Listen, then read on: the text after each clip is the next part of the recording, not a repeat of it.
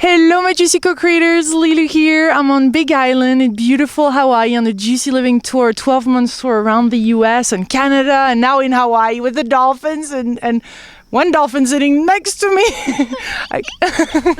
Joan Ocean is here. Hello. Hello, hello. Hi, Lilu. Hi, everybody. So glad you're here. The dolphins love you, of course. This was a transformational moment here, and I want to thank you for bringing humans with dolphins, because there's something really, really special. You wrote many years ago, Dolphin Connection.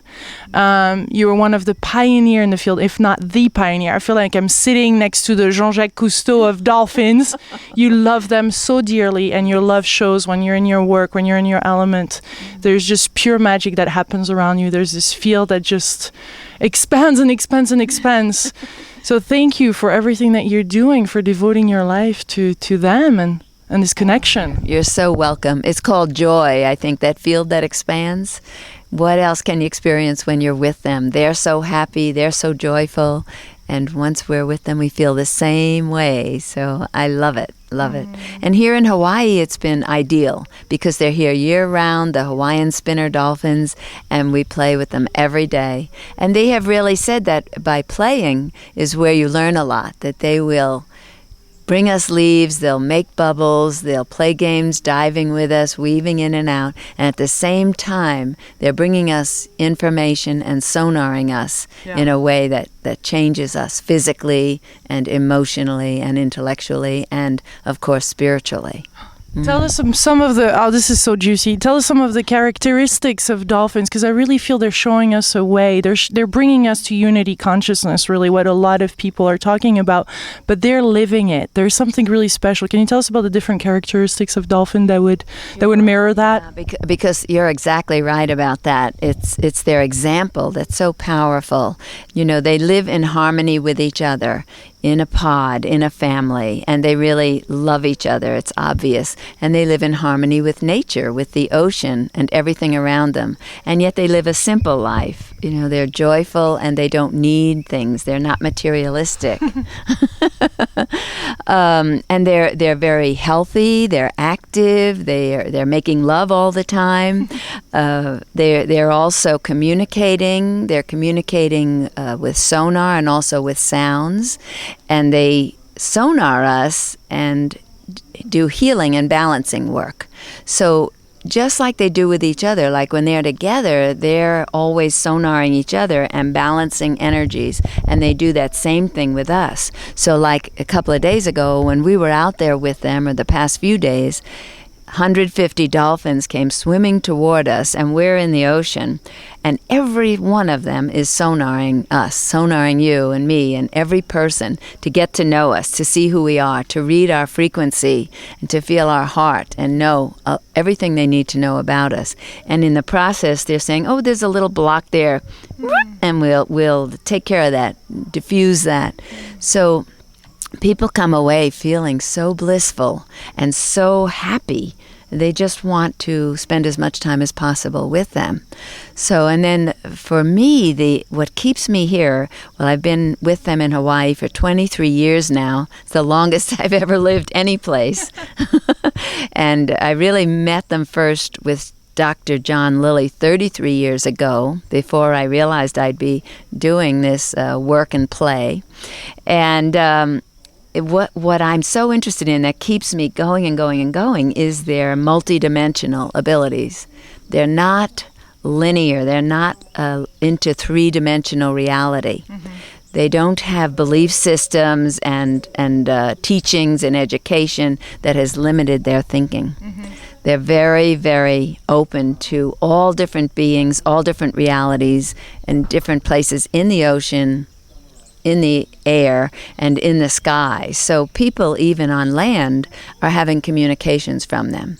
And that's very possible when you're into the unity consciousness, when you know that everything is there and you can communicate with all of it at any time. So it means even if people are not here in Hawaii, they can communicate and connect to this consciousness that they represent. Yes, and I get a lot of questions about that. People say they can't come to the ocean, or like me, they don't know how to swim. I didn't used to know how to swim. Really? You, the siren? Oh my God. I only learned when I was in my 40s, if I can say that, how to swim. So, and the dolphins made me do it. I couldn't resist them. I wanted to be with them. But people can communicate with them through meditation. And of course, in dream time, a lot of people are dreaming about dolphins now. And then a lot of symbols and signs that come up in people's lives. People are being so called by the dolphins all over the world. It's phenomenal, really. I mean, I don't even bring the subject up sometimes if I'm on an airplane or if I want to be in a quiet space. I don't dare say the word dolphin because everyone around me will want to talk about them. It's incredible and it's wonderful that people have such an interest. So there are many ways they are in contact with us. And right in the beginning, the dolphins said that we would know, we as humans would know when it was time for the changes to occur on the planet. And they said at that time, you will see dolphins coming close to shore, leaping in the air, tempting you out into the ocean. You'll see the whales traveling into rivers and going into places they've never been before. And that's been happening too. The Sacramento River in the States, the Thames River in England, and in Japan even. The whales have been appearing in places where they were never before. And so the meaning of that is that it's time now for everyone to come forward, tell what you know, be fully in your truth and in your beauty and in your highest knowledge, and share it with the world, and don't hold back any longer. And the dolphins are here to assist us, and they're happy to do that. They're on their spiritual path as well, and they are evolving as they are having this time here on planet Earth, but they're also helping us and helping the Earth as they're helping themselves. So you can just communicate. We could just talk to them and say, "Please, dolphin, guide us," like a guide or like an angel or like. Yes, yeah. I mean, I like to go into a quiet meditation and have nice music, soft music in the background, be in a place where I'm undisturbed. And then when I get into this quiet space internally, I can just call on them. And if I have a question, I ask them what I'd like to know, and then I wait and listen and receive the answer back. And sometimes it comes as images. When I'm swimming in the ocean with them, they'll send me acoustic images. That's pictures made from sound. And they will explain to me that this is the way you can communicate, and of course by using telepathy. Yeah. So telepathy is really important to them. They demonstrate it to me, like they'll say something such as, the people are over there on that boat, and then if it was a linear world, I would say, well, what boat? What do they look like? There's a lot of boats out there, and I'd have a lot of questions, and we'd have question and answer back and forth. But in the realms of telepathy, when they send you information, you get the entire image. You get the picture, the people, the feelings, the sounds, sometimes even the past and history of a subject, all at one time. So it's so powerful to communicate with them. And that's also the way that I communicate with extraterrestrials and star people. The same thing is with the telepathy. So it's a good thing to practice, and when I do seminars, that's something we do a lot of. Because some people say, oh, I can't do that, I'm not good at that, I can't visualize, I can't receive information. But everybody can. You really, really can. Which particular beings are you in contact with or in touch with and receive message from? Well, besides the dolphins and whales, yes, well, the Arcturians are my main guides and friends. And then the Andromedans, about 5 years ago when I was doing a seminar here, the Andromedans showed up, a group of them, and surrounded our group. Now, those that were clairvoyant could see them very clearly, and a lot of us drew pictures of what they looked like and saw them all in the same way. And they were here communicating with us for that entire seminar, to the point it was so powerful that some people canceled their flights to go home and stayed for an extra week just to remain with the Andromedans. So they've been very present with us lately, and often right in the clouds above the ranch here. And they do a lot of healing with people, because we have some experiences that happen here at the ranch. People come and they have just little illnesses, or maybe they've just had an operation and they're still recovering. They sleep here, and if they ask for assistance, in the morning they wake up and they're dancing around the house. They're so happy. They feel totally healed. This huge change has come over them just overnight. So there are many things happening. So that's the Arcturians, the Andromedans, and the Pleiadians for so many of us. Mm-hmm. We are so connected to the Pleiades. Yeah. You know, we just take it for granted even. And they're always helping people with the arts, with music and dancing. And they're a civilization that's not too many hundred years beyond our own. Of course, changes happen a lot in only 100 years, but they can relate to us very well. So they're a wonderful one to be in contact with. And my first contacts were really with the Syrians from Sirius B, actually. I was in contact with a group called the Nine.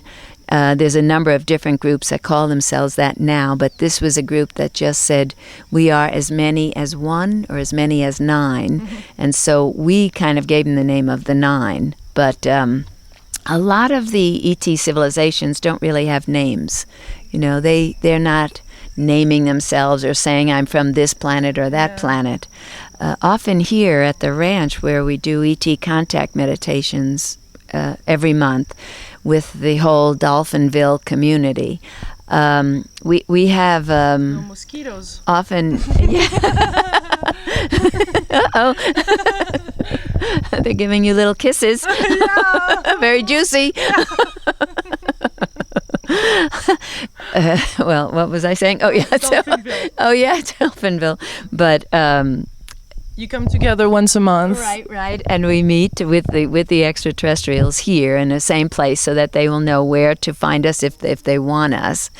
And they really are in telepathic contact. Sometimes we see ships, sometimes we see plasma ships, but most of that happens in the ocean here. We have a lot of sightings in the ocean. Mm-hmm.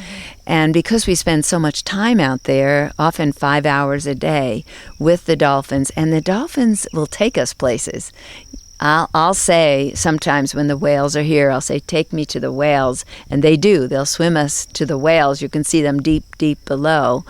But also they'll take us to other unusual phenomena in the water. Mm. So we will see lights underneath us, and we will see big objects that are hovering down there and then start to move around. So very much in the beginning, the dolphins told me that there are underwater vehicles in the oceans of the world, and that they are in contact with them. I don't know if I put that in my books, because I thought, well, I'm going to wait on that one and get corroboration and learn more about that first. But and the timing is good to speak about that now. Yes. You feel support? Yes, and it's very important, and many people have witnessed it now too, and there's proof of it. Things such as that. So the dolphins are evidently, these are underwater star beings whose ships can come out of the water or be underwater, and they travel all around the globe. And these are very loving, very caring, altruistic star beings, ocean beings, extraterrestrials. And the dolphins have said they actually go inside the ships, that there is a holding room and they can fly into it and be inside the ship in giant pools there. And I've seen the pictures of it. That when they're there, then they're sending information from their sonar, things that they have picked up, to the sensors and receivers in the extraterrestrial ships. And they're sending information about the ocean, the quality of the water, about the human beings, the level of our spiritual growth. So many pieces of information that they are transmitting that they pick up from us when they swim with us. So they have a very good relationship, a very beautiful one. And then those dolphins will leave the ship and come back out. And I was just talking with some of my friends here, and sometimes we see an entirely new group of dolphins. Now, again, I've been swimming with the same dolphins here for 23 years, and I know many of them by their markings. They have a lot of scars on their body, cookie-cutter shark bites, birthmarks, different damaged fins, so we know them. And every so often we'll come upon a pod that is completely clean, has no marks at all. It's like they're brand new dolphins, but they're adults and children and the entire families. And we'll look at each other, all of us people, swimmers, and say, where did they come from? So we even feel sometimes they're switching out other dolphins and new ones are coming to visit and then perhaps going back on the ships. And even as I say that, a part of me goes, well, that sounds so incredible.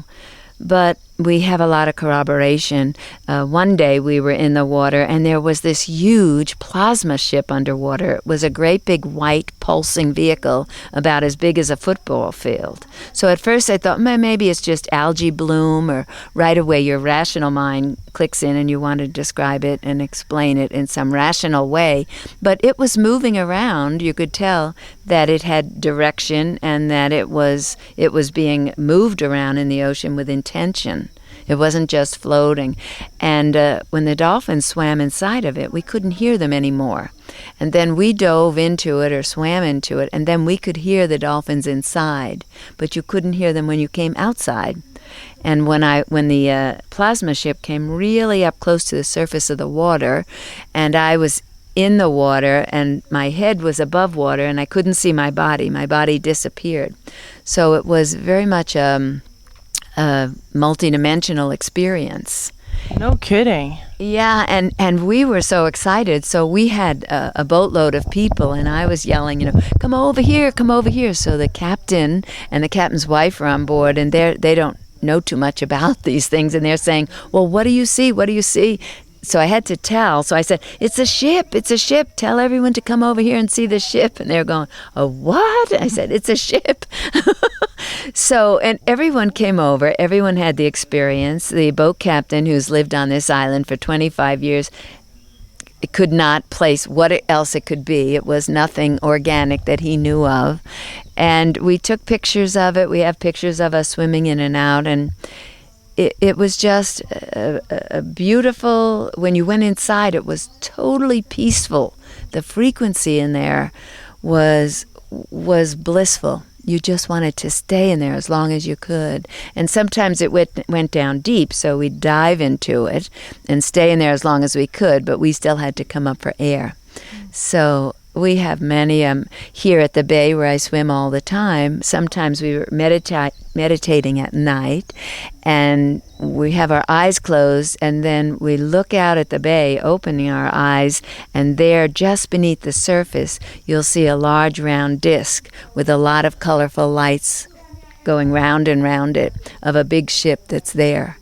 So sometimes it seems like they even reveal themselves to us, to those of us who are aware of them and open to that experience.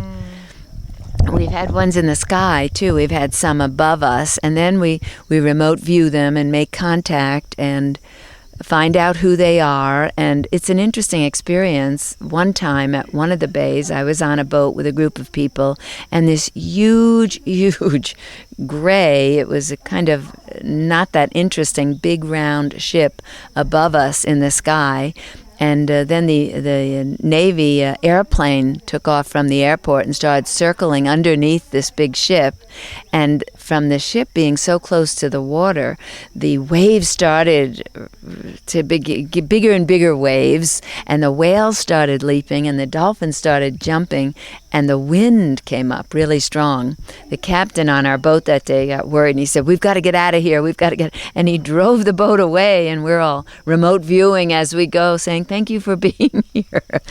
So it's incredible living here. It's got to be to keep me here all these years. There's so much going on. Well, it's interesting that the dolphins and the ETs appear here. What's here in Big Island? What's so special? Well, I mean, the Hawaiian Islands in general are a body of land that's further from any other land than any other pieces of land. They're really out here in the middle of the Pacific. So the ships can come in quite low. Sometimes they affect the electrical systems. Sometimes we have blackouts here. Mostly they can keep that from happening nowadays. But it's a place where they can be quite safe in coming in without scaring people. And of course, they often have a cloud cover, which they can do very easily. They certainly can move the clouds around the ship or create an effect coming from the ship itself that as a cloud cover, and what researchers and scientists will call lenticular clouds. And lenticular clouds are often formed around mountains, the top of mountains, especially volcanic mountains. So you'll see these disks above mountains all over the world, really. And people will say, oh, it's a lenticular cloud, and they won't give it a second look. But here, it's very interesting because these lenticular clouds will start to move and go places that are not around the mountain. They'll be over the ocean or over this house or in different locations. I have on my website a picture of a lenticular cloud that my friend and photographer Lisa Denning took, and she took 12 pictures as this cloud lifted off the ship, and the ship is underneath it. So you can see that on my other website called etfriends.com. And it's just, she was great. She was just driving from Kona to Hilo across the island, and there it was. And for some reason, she felt drawn to photograph that cloud. And as she did, it lifted off the cloud cover and let her see what was underneath, because they knew she was just tuning in and aware of it. So yeah, we have many experiences, and of course I travel around the world to be with dolphins and whales, so we've had experiences in other locations as well. I still want to come to Tahiti now, because you're doing something with whales and dolphins there in September? Yes, that's right. And every September we go there. We actually go to a small remote island. We fly into Papeete in Tahiti, but then we fly on to a small remote island, and we're the only group there. And we're very careful and gentle with the whales. It's the humpback whales coming up from Antarctica and giving birth in the warm waters there.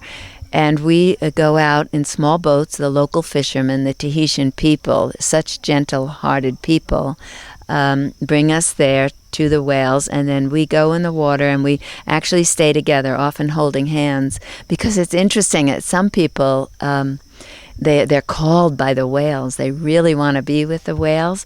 But then when they see how big the whales are, they're having second thoughts. They go, oh.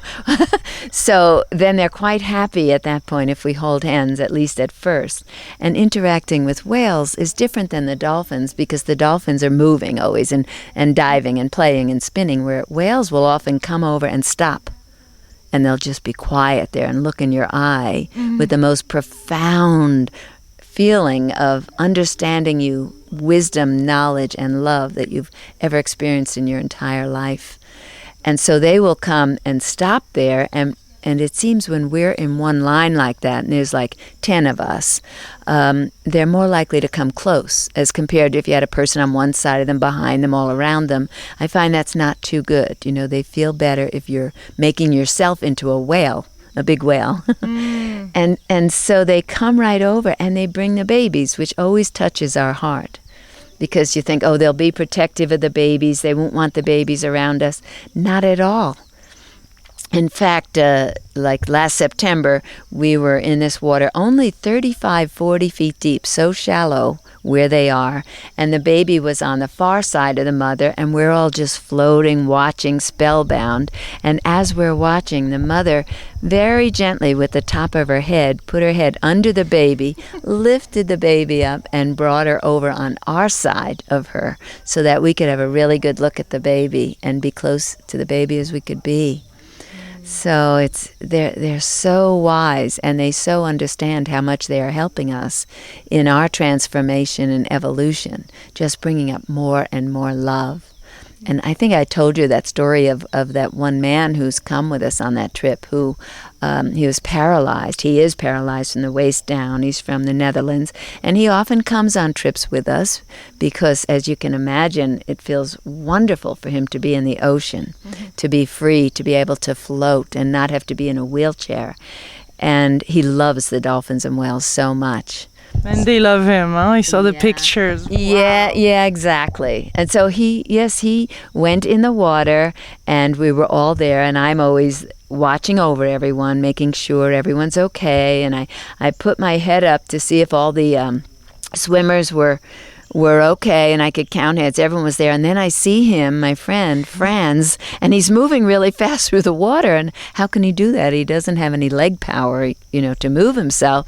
And I couldn't figure it out. And I looked under, and my friend Lisa, again, was able to get photographs. This baby whale had come up next to him, making sure it was okay, getting seeing the man's happiness to see a whale, and slowly came up behind his knees and just put the rounded edge, the back edge of the tail that has no barnacles or anything, right against his knees as they were hanging down in the water, and started to push him forward very gently.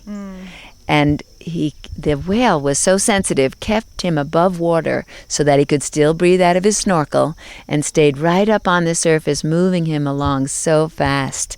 I mean, relatively fast. And Franz was just so happy. If you ever saw his face, I have it on my website, grinning from ear to ear with joy from that experience.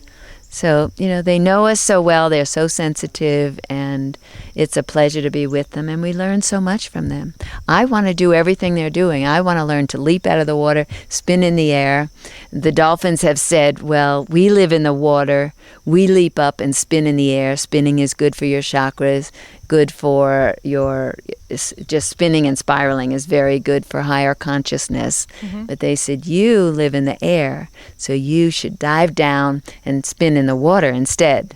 And so that's what we do. We just turn upside down and spin round and round and round and round, and know that it's healthy for us. So they are demonstrating a lot of things that we can do, and we are happy to copy them as best we can, learn from them. And they have pointed out that our bodies, our physiology, our neurology is very similar to theirs, and we have the ability to access all the things that they're accessing as well. Yeah. So how do you deal with all the problems around the whales and the dolphins that exist on the planet? Doesn't that hurt you, or you just go beyond that? And well, I was involved in a lawsuit versus the U.S. Navy, which is so not like me. I mean, I'm not really someone who believes in suing. I don't believe in being aggressive in any way and reacting like that. I always look for the spiritual path to work things out. And of course we do that. We send lots of love to the whales and to all the people.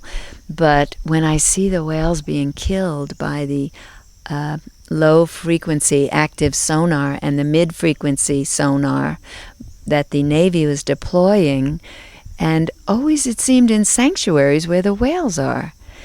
I don't understand why they have to practice it there, and sometimes it seems like they're targeting the whales. And the whales, when they die, they just sink to the bottom. So it's not as though you'll see all the carcasses floating on the surface. So in the 9th District Court in San Francisco, we had a woman judge who was very understanding of our desire to save the whales and to stop the sonar from targeting the whales. And she always ruled in our favor and put a holding order on the Navy and made them come up with another environmental impact statement.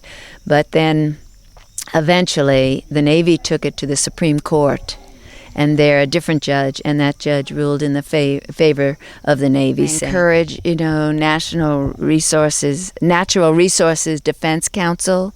Excellent. They're doing excellent work to save many, many animals on the planet. And anyone that you know of that's doing work to help the dolphins and whales, if you can donate or volunteer or just tell your friends and be educated yourself. It's important. And at the same time, we want to remain in that place of higher consciousness. So it's quite a teaching, a learning, to be able to be in the world, to be political, which was the last thing in Dolphinville that we wanted. You know, we came to Hawaii to be in this setting close to nature and live a life in harmony with each other and nature and the wildlife. But it's a time right now to take action and still be in your calmness, your peacefulness, and your spiritual being while you're out there doing your work. Well, this was beautiful, and thank you again for all your work. Thank you so much for doing what you're doing. Thank you. The dolphins just adored her, everyone. You can imagine. They said, oh my gosh, she's so juicy, just like we are. Come swim, come swim. I had a big resonant effect when I saw them first, and they were swimming under the boats, and I start crying, and they're like, we're all doing the same work, we're all doing the frequency, because I was putting them up there, and they're like, no, we're all doing this work together. I remember you told me that you were actually shaking and having a reaction. You hadn't even been in the water with them yet, and you could feel them. Yeah. Meant to be. I love them. I'll be back in July for a few days from Maui. Right. Okay. Yep, we'll be out there swimming again. We send you much love, my beautiful co-creators. Loving, beautiful dolphin energy right here to you right now. Thank you so much. We love you. Bye.